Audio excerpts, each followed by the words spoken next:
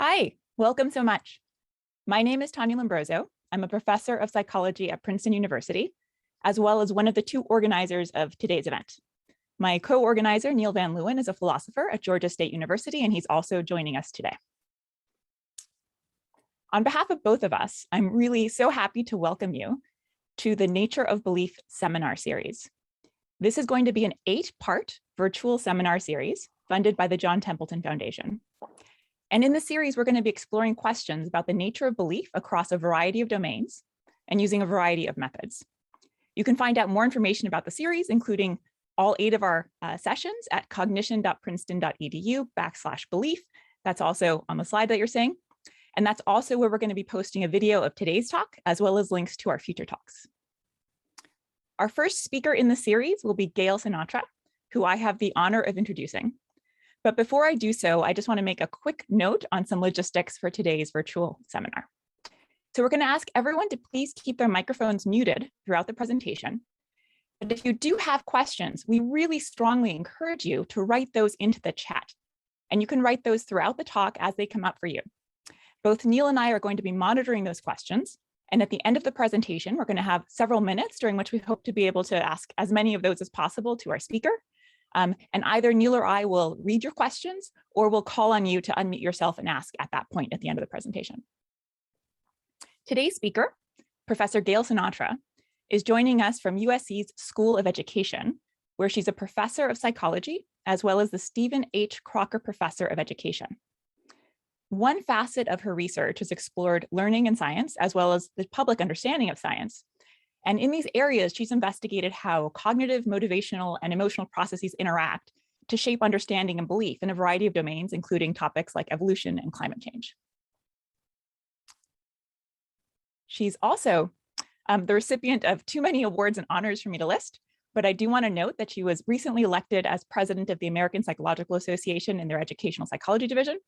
And she was also recognized by the American Educational Research Association for career achievements in research with the Sylvia Scribner Award in 2020.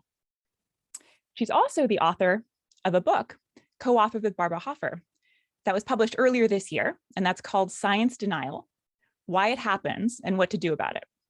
Science denial is also her topic of today's presentation, so please join me in welcoming Professor Sinatra. And now you will have to use your imagination as I stop sharing my screen to imagine the thunderous applause of our audience today. And while I let Professor Sinatra share her own screen and take over. All right, thank you so much, Tanya and Neil, for inviting me. Can you see my screen? Just give me a thumbs up, somebody. Yes, okay. Thank you so much for inviting me and having me here today. I am so happy to be kicking off this series because it means I don't have to do better than anybody else. I'm first, so that's just a lower bar, and I'm super excited about that. The title of my talk is Science Denial: The Role of Emotions, Motivations, and Epistemic Beliefs. I'm going to try and get through all this as quickly as I can because I'd much rather have a discussion and conversation with all of you at the end.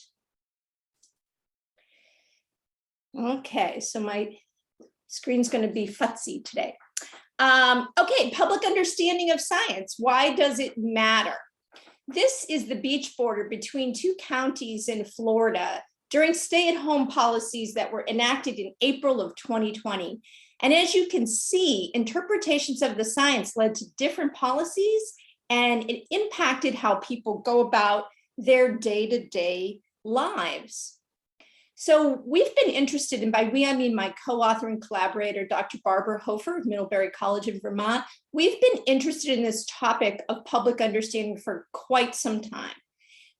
Back a while back, we went to a conference in New York that was sponsored by NSF and the German equivalent of the NSF at the UN. It was an amazing conference of philosophers and science communicators, psychologists, educators. And out of that conference, we published a couple of articles, and this was one of them. We really started to look at what makes it difficult for the public to understand science. And these are some of the key points that we highlighted in this article, like overcoming misconceptions, understanding the actual nature of science itself, which is an epistemological question, weighing uncertainty. There's the issue of trust, epistemic trust. We'll get into that. Evaluating competing knowledge claims. How do people do that? And then you have to leverage motivation, emotions, and conflicting beliefs and support positive attitudes. So I'll talk about a lot of that today. But those ideas, we decided we had a little bit more to say about them. So as Tanya mentioned, we decided a longer treatment was necessary. So Barbara and I published this book in just a few months ago this summer, Science Denial, Why It Happens and What to Do About It. And that'll frame a lot of my talk today. So let's get some ideas out there. In the book, we don't just talk about science denial, but we talk about doubt and resistance. And I want to note right up front that denial is a belief-based attitude. So the belief that climate change is a hoax, or the belief that the earth is round, or the belief that vaccines cause autism is what leads to denial. However, we don't really see widespread, absolute denial of all science. Let's face it, the flat earth convention, everybody flies in and then they tweet about it on their cell phone. So that's what we call cafeteria denial, when people choose what they want to believe and what they want to deny. And really the broader pattern we see is not really widespread denial, but doubt and resistance. And doubt and resistance are very prevalent and very common, especially when the findings of science don't fit with your preconceived beliefs, or conflict with your identity. And that's where it requires a real deeper analysis. We know, and we are seeing in real time with Facebook this past couple of weeks, that doubt can be manufactured. This started back with the tobacco industry, probably before that, but Naomi Oreskes and Conway, talked about manufactured doubt, and we see a lot of that recently. Skepticism, however, is a healthy part of scientific process, and we don't want to give up skepticism. But skepticism too can run amok if you're skeptic of everything. And we'll talk about that a little bit. One caveat, it's very important to note that we do not say there are science deniers and science acceptors as if there are two different types of people. We are all susceptible to some form of cafeteria denial, and we are certainly all susceptible to doubt and resistance. So we want to emphasize it's not an us and them issue. So again, why is this important? Because we believe society depends on citizens making informed decisions about their health, well-being, and their nation. And oddly enough, we finished this book before the pandemic, and we had to go back while it was in the editing phase and add COVID examples in, because obviously we couldn't publish a book on science denial in the middle of a pandemic that people were denying without talking about that. But we had this notion years ago, and we had been writing about vaccinations in terms of childhood vaccination. We'd spent a lot of time on climate change, fracking, stem cells. I spent a lot of time, maybe 10 years, researching evolution understanding. And it is challenging for people to evaluate scientific claims and premises of science under the best of circumstances. But what we see is a plausibility gap. We're going to talk about that, a disconnect between what scientists think and what the general public believes. But why trust science at all? I mean, science has a storied history of being biased, being racially horrible, being sexist, misogynist, making mistakes. So why trust science at all? Well, I think if you're interested in that question, Naomi Oreskes' new book is really, really helpful. Why trust science? And what she talks about is that science, relies on empirical evidence, builds on prior findings, accumulates evidence, and it's a collective enterprise. And over time, the goal is for science to be self-correcting. It's certainly not infallible. We've seen that. Another person who's deeply informed our thoughts for the philosophers in the room is Lee McIntyre. And in particular, his new book on the value of adopting a scientific attitude. If you have not read that book, this particular group today, you would probably want to read that. That informed us deeply, because really it's not about accepting the science, it's about adopting a scientific attitude. What is that? It's an openness to seek new information and new evidence, and a willingness to change one's mind in light of new evidence. That to me is the most important thing. But we're psychologists, we are not philosophers. And so we, in the book, describe psychological explanations for science, doubt, denial, and resistance. And for some reason, something's gone fluey with my slides. That's very odd. Seems to be someone drawing on my slides. And if it's me, I don't even know how I'm doing that. All right, so we talk about the psychological reasons for science, doubt, denial, and resistance, and really want to talk for a minute about the cognitive and conceptual challenges. First, thinking and reasoning biases. You're all probably aware that we often rely too heavily on system one, which is the quick, intuitive thinking that we do. Like, this is great if a ball rolls out into the street in front of your car and you brake because you know a child is coming after it. System one is great for that, but system one is not great for evaluating scientific evidence. So if you can rely on system two, that's what you want to do. That's the analytical, deliberative processing that you want to do to avoid confirmation bias, availability heuristic, all of those biases that Kahneman talks about in Thinking Fast and Slow. Wow, I don't know what is going on with my slides today. Very odd. All right. Moving on to what do you do about that ability to reconstruct your own knowledge? How can you use system two to think deliberatively to change your own view? Well, for 20 years now, I've been informed by the model we developed called the cognitive reconstruction of knowledge model. In this model, we talk about the learner's existing conception and the strength, coherence, and commitment of an individual to what they already know. What could motivate them to shift their thinking? Well, maybe they're dissatisfied, or maybe the content is very personally relevant. Maybe they get pressure from social context, or they have a high need for cognition. But it's not just about the learner's existing conception. It's about the nature of the message itself. Is that message comprehensible, coherent, plausible? Talk a lot more about that in a minute. Is it compelling to them? Then individuals need to engage with the message, and that is key. And we'll show you how to get people to more deeply engage and weigh issues and arguments. And it's only when you do that high level of deep engagement that you have a possibility of conceptual change. So that was a long time ago, but for years after that, I continued to do research on the CRKM model. And we looked at a lot of what we called, warm change on hot topics. So we looked at the role of values, goals, beliefs, self-efficacy, interests, emotions, epistemic motives, a lot of different features that would influence how people engaged with information. And we examined topics like climate change, evolution, genetically modified foods.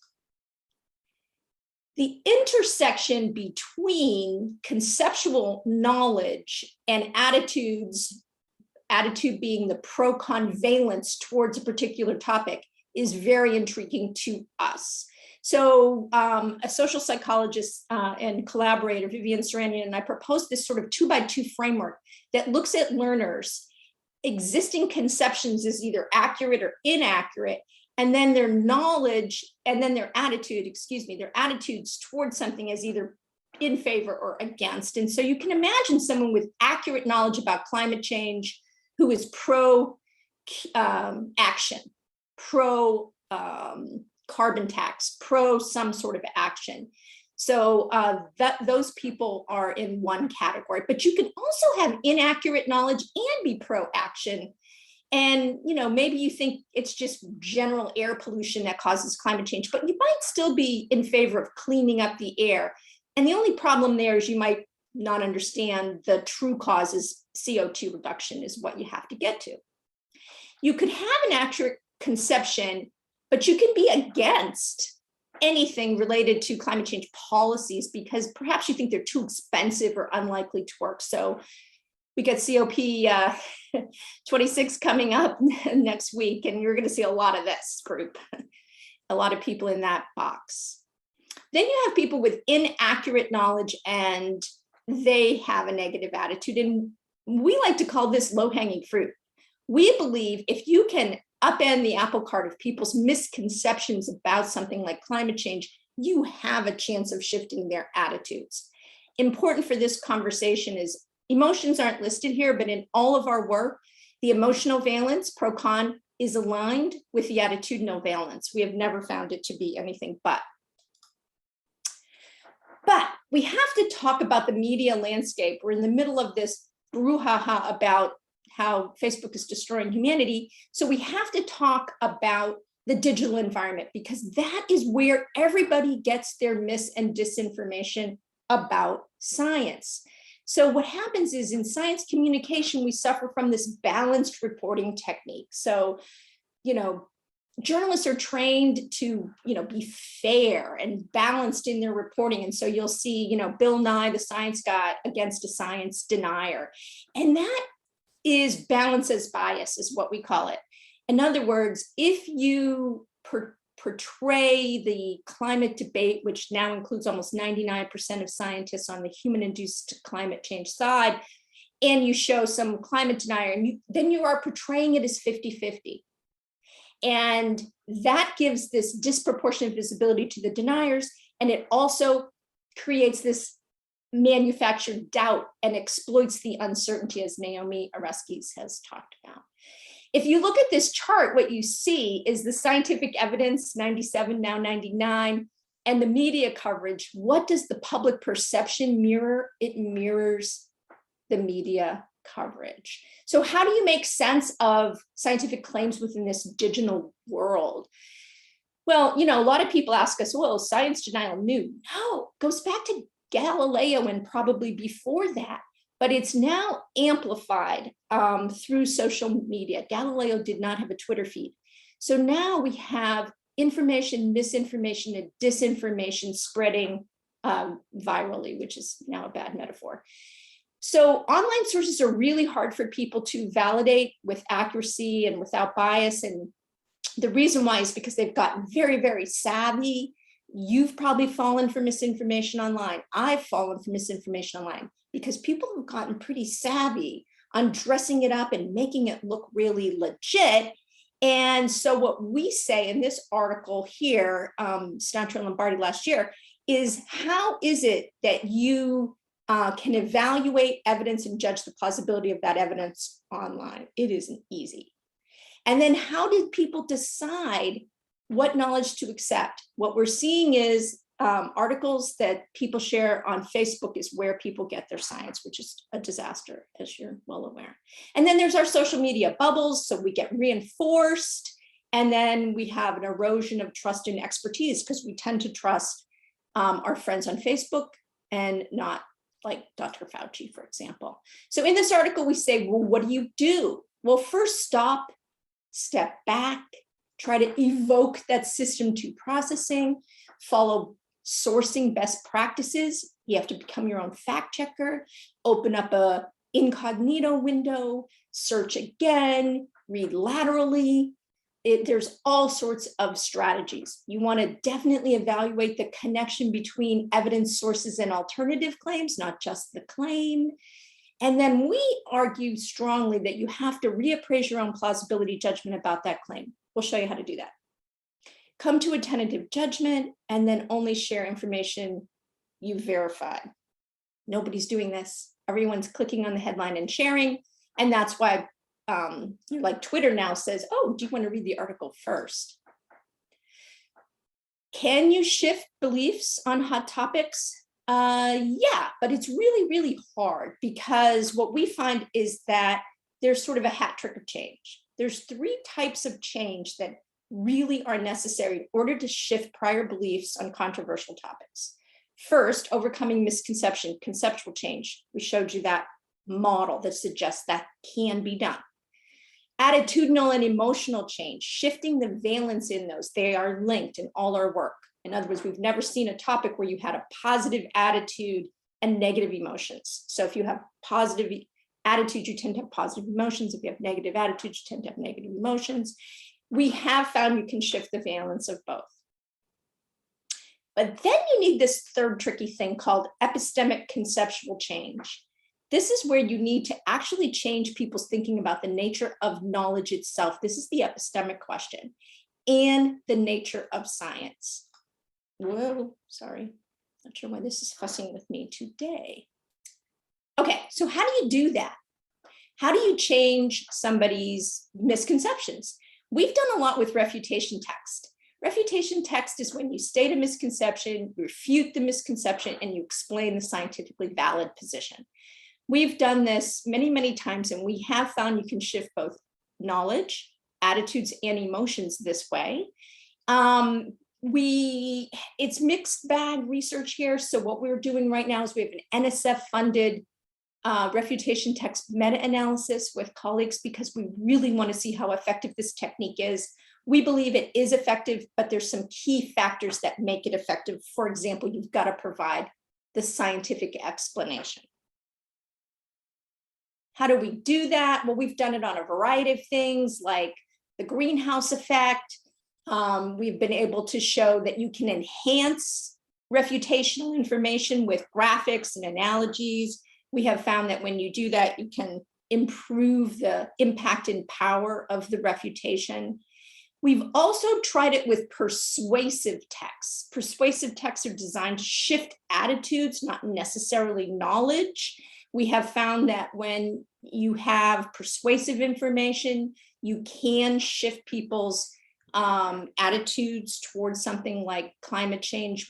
We've also shifted people's willingness to take mitigative actions. You can't read this graph, that's okay. I'm just showing you, if you're interested, what is the relationship between the refutational information and emotions. We have a paper about that, so if you're interested, you can look up that paper obviously later. But basically what we find is that students who believe that the justification of knowledge requires critical evaluation, so they're using that system too, they're using higher order epistemic cognition, they tend to report more enjoyment and curiosity when they read refutational information. We also have noted that the belief in the uncertainty of climate knowledge, this manufactured doubt that people think it's uncertain whether humans are impacting the climate leads to confusion, anxiety, and boredom. What happens if you combine them? In other words, if you combine refutational statements with persuasive information. So we tried that, and we find that you can do that. You can guide the reader towards adopting more positive or negative attitudes. So unfortunately, this can be a problem if it's done in the opposite direction of we do it towards a scientific point of view. In theory, it could be done manipulatively away from a scientific point of view. We find emphasizing the pros is the best way to go. Just real quickly, we did this particular study with psychology subject pool. We have done a lot of studies with general population. We measure attitudes, knowledge, epistemic beliefs, pre and post reading. In this study, we used a refutation on genetically modified organisms used for food, GMFs, and we paired it with either pro, con, or both pro and con information. And what we find is we can shift knowledge. These are modest but significant gains. You can shift knowledge. And remember, this is just a couple of minute intervention. So you can shift knowledge and you can shift attitudes. The best condition was when you presented the consistent information. But you've got to worry about backfire.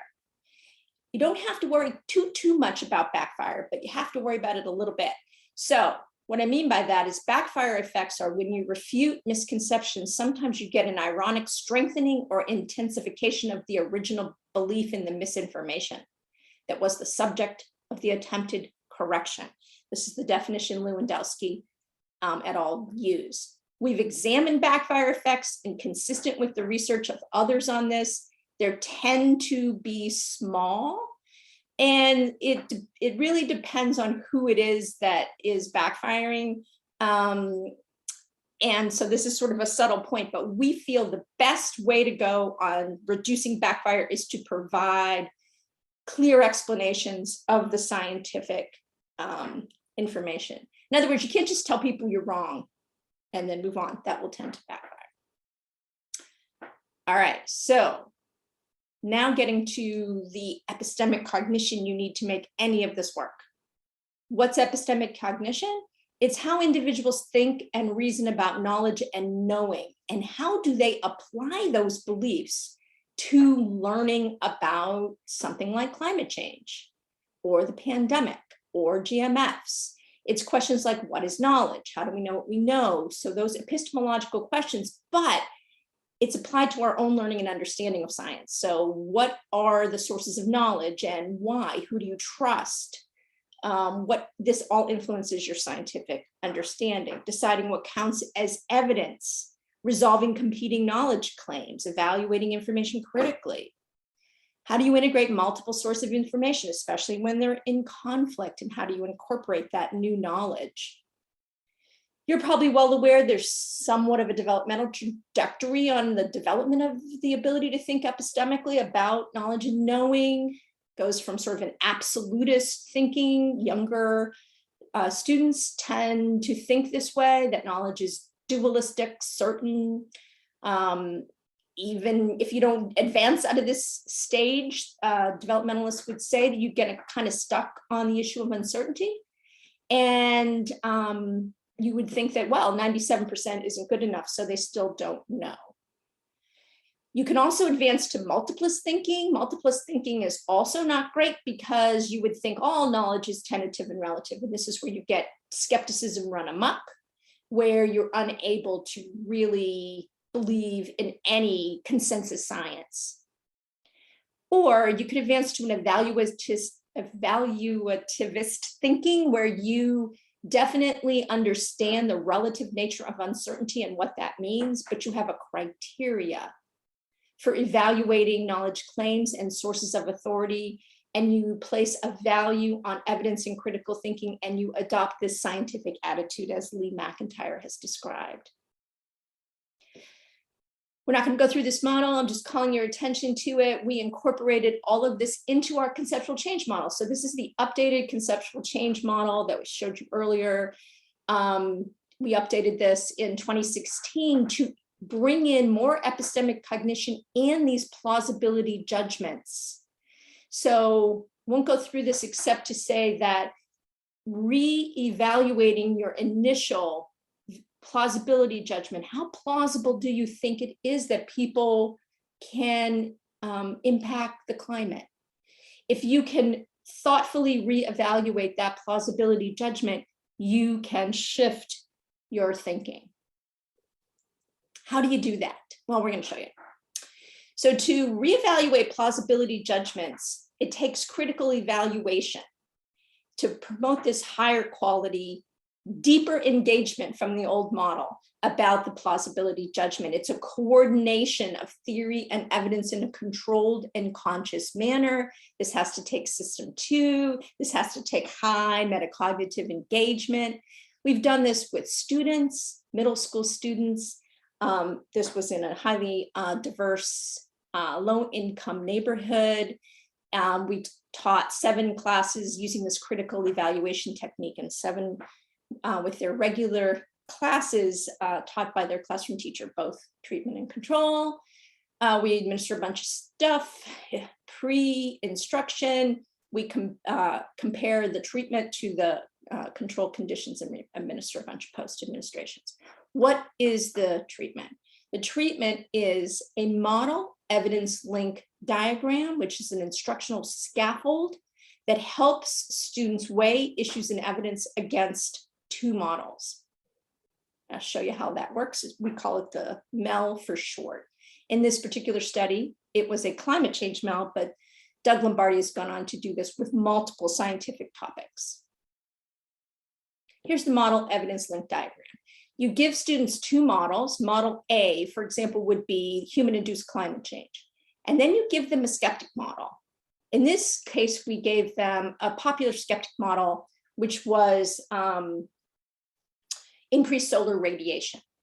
And then you give them 4 pieces of evidence. The pieces of evidence are text and graphical based information.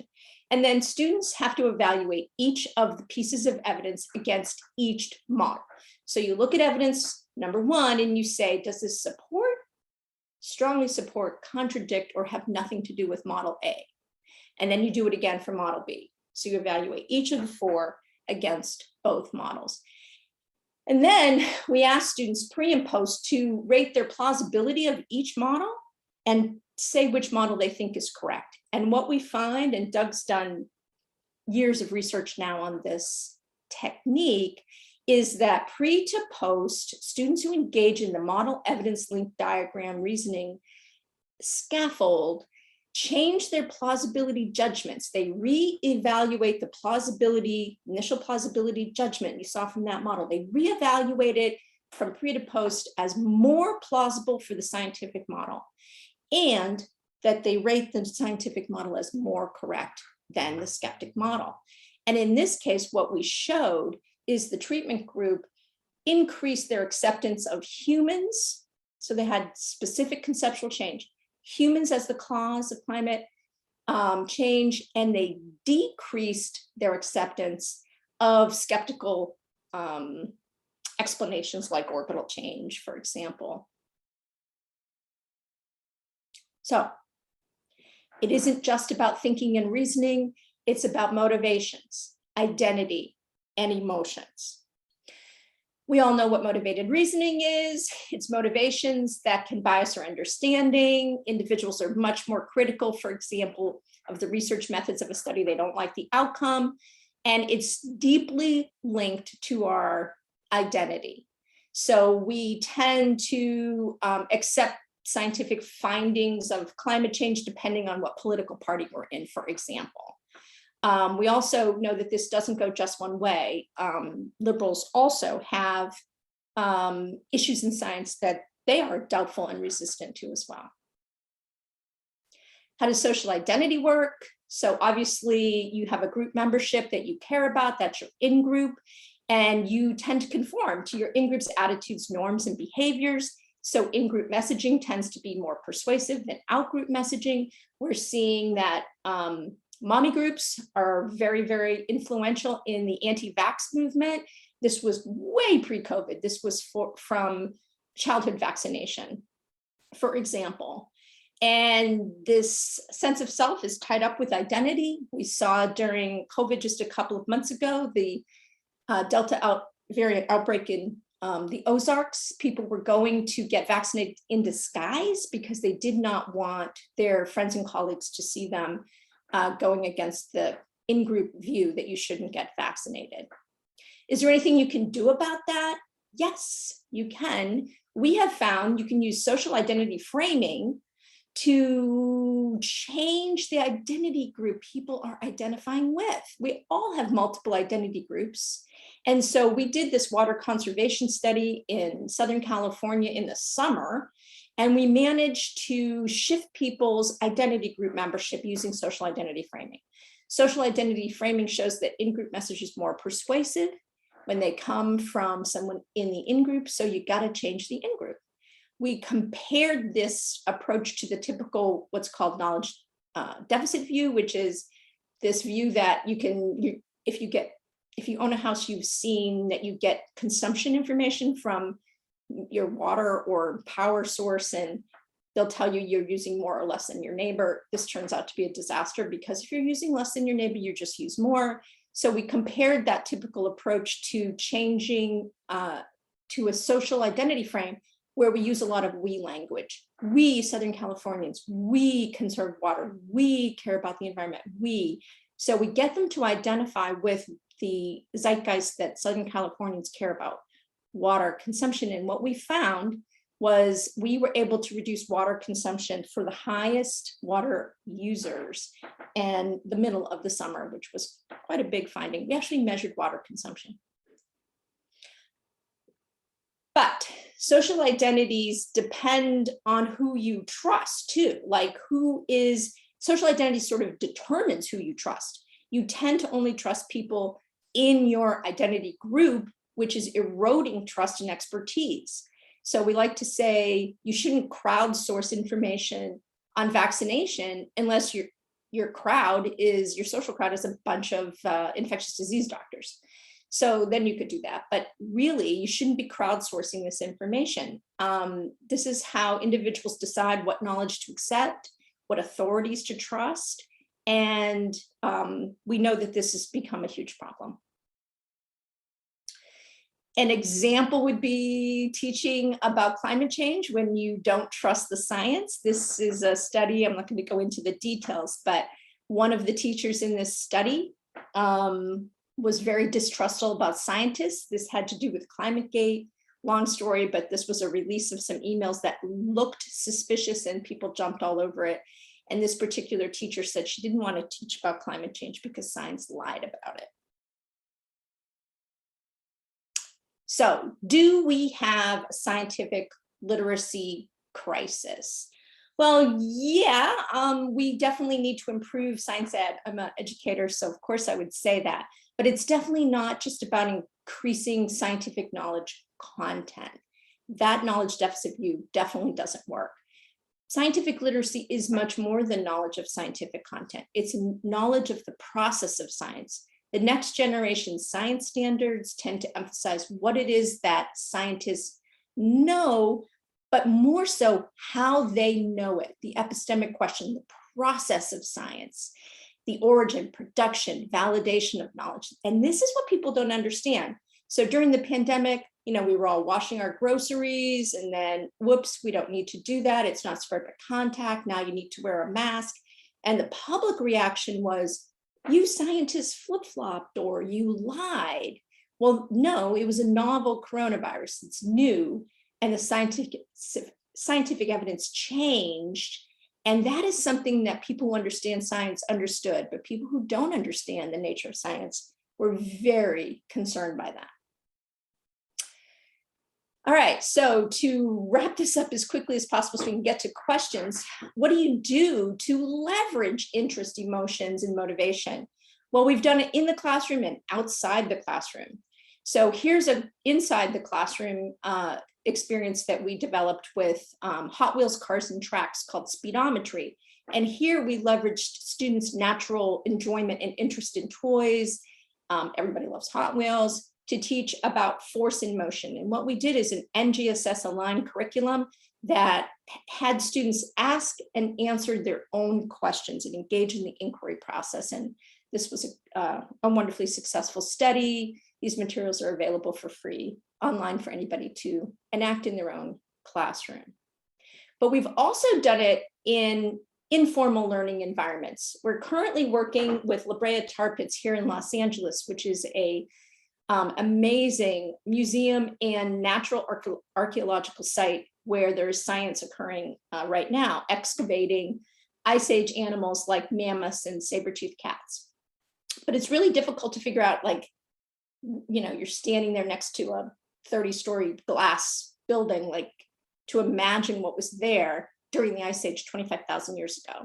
So we're doing research on using augmented reality so that people can envision the animals that were there, and that helps them to connect to this place-based view of science learning.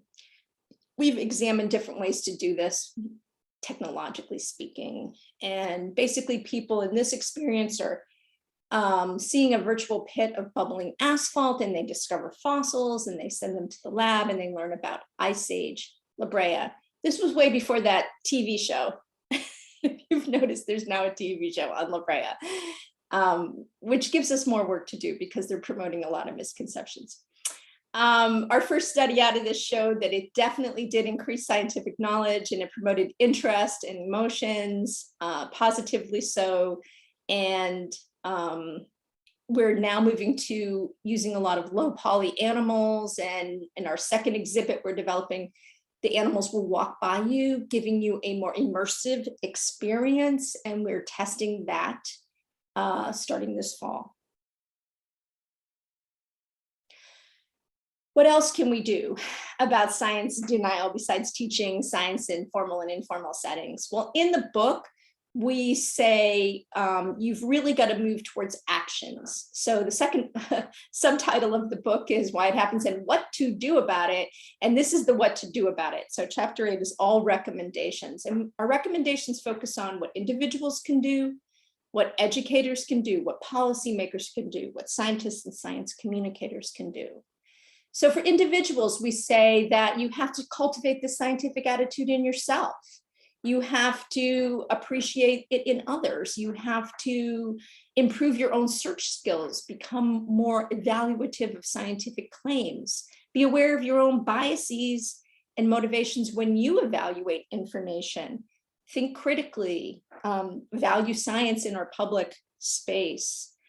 Educators need to enhance their own understanding of science. K through 12 educators do not have a lot of scientific background.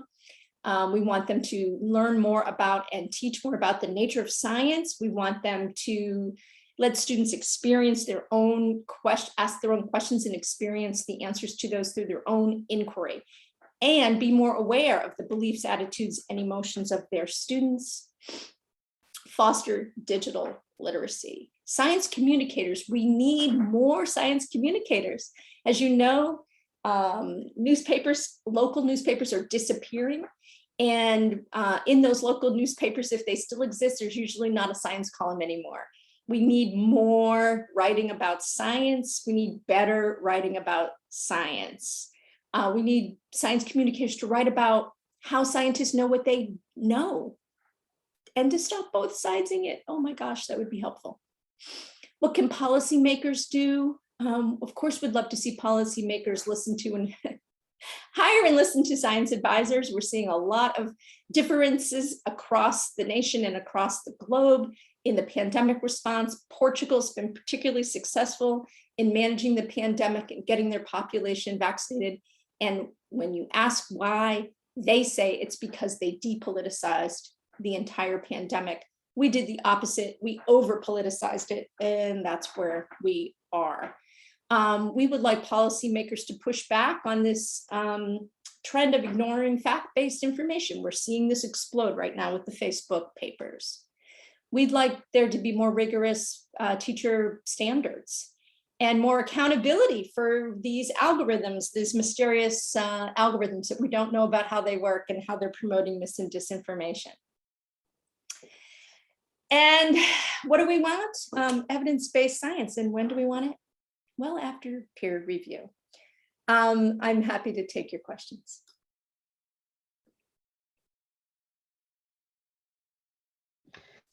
I think I did it with 10 minutes left. Yes, you've got 14 minutes left. So thank you so much, Gail. We've got quite a few questions coming in. I'm going to start with the one that just came in. So Junho Lee writes, I believe data showed that relatively few people arrive at the evaluativist level of epistemology in general.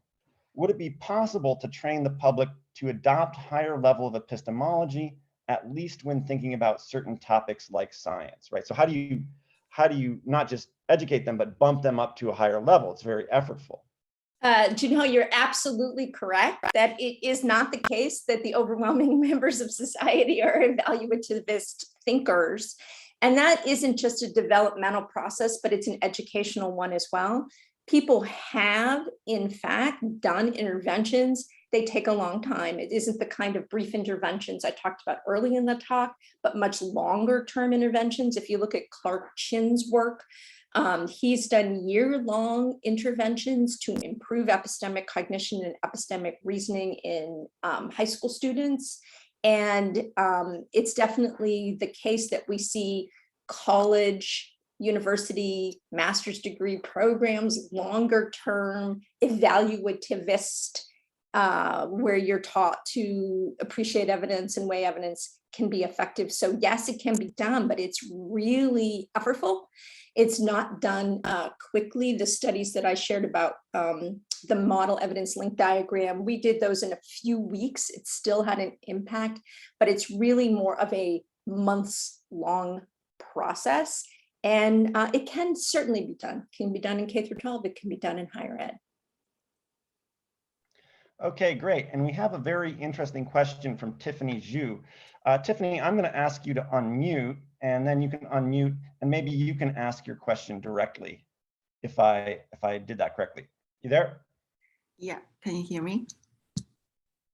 Okay, thank you so much for the talk. I just was wondering, so in one of the slides that you showed, it was titled Curious Case of Climate Change. You mentioned that the authors found that students who believe that justification of knowledge required critical evaluation of courses reported higher curiosity and enjoyment or engagement, and also that belief in the uncertainty of climate knowledge related to confusion, anxiety, and boredom. So these two beliefs are especially resistant to change, right? So they're at a different level than the beliefs about a specific scientific topic, right? Right. So I was just wondering then if you could elaborate on which of the studies you discussed today are thought to be directly able to influence these two beliefs or beliefs at this level versus the individual kind of specific scientific beliefs. Yeah, so that's, Tiffany, you really hit on the heart of the whole problem. Some people think that it's dispositional. In other words, that there are people who are, have less need for cognition, have more of epistemic uncertainty regarding change, regarding knowledge itself. And so people who are dispositionally in that camp are definitely harder to shift. But as the previous question asked, can this be developed? We think it can. Back to the model evidence link diagram and this notion of engaging students in long-term thinking and reasoning, evaluating evidence, adopting a scientific attitude. There's a lot of projects right now going on that will show whether this is effective. We're seeing this in college courses. I have a colleague who I'm on her grant as an advisor who's doing this in Nebraska with an agricultural community at University of Nebraska who's learning about GMOs and who's learning about water conservation for crops. And so it can be done with K through 12 and higher education populations when they have this opportunity to learn how to critically evaluate information. Not everyone's going to come along. There are going to be some who are pretty stuck. We talk in the book about the movable middle. We want to influence people who are open to being influenced. Everyone says you can't persuade people to get vaccinated, and every single time they say that, more people get vaccinated on their own. Pre-mandate, we saw this. So it isn't the case that everybody is the hardcore, dispositionally anti-science. That isn't the case. There's some of those, but there's people in the middle you can shift. And if you shift the middle, you shift the votes. Okay, thank you. That was a great exchange. I'll just read the next one. It kind of relates to a point that you just made, Gale. So Jacob Eitan Glassman writes, thank you, Dr. Sinatra. I'm curious if there's been any longitudinal work on belief in behavioral change. You discussed several methods which successfully changed beliefs, but I'm wondering if these changes persist over time, especially for meaningful societal change. It seems like the persistence of change beliefs in a positive direction would be essential. Yeah, so absolutely, Jacob. There's been some studies in higher ed looking at people going over the course of like a 4-year college education. Do they change their epistemic beliefs towards more evaluativist? They do. But unfortunately, it doesn't always stick. So one thing that we see, if you look at people's political beliefs, for example, during college, they tend to shift to be more nuanced, to be more evaluativist. And then 5-10 years post-college, people's political beliefs tend to align with their parents again. So it doesn't always stick. It would depend, I think, on what happens next. So yes, longitudinally, you can do that through long-term programs like college does that sort of thing. Does it stick for everyone? Does every college graduate have evaluative beliefs? No, you've seen that. You've seen people with PhDs who are climate deniers. You've seen politicians with MBAs from Harvard who deny science. So no, it doesn't always stick. There's other motivations, as we've talked about.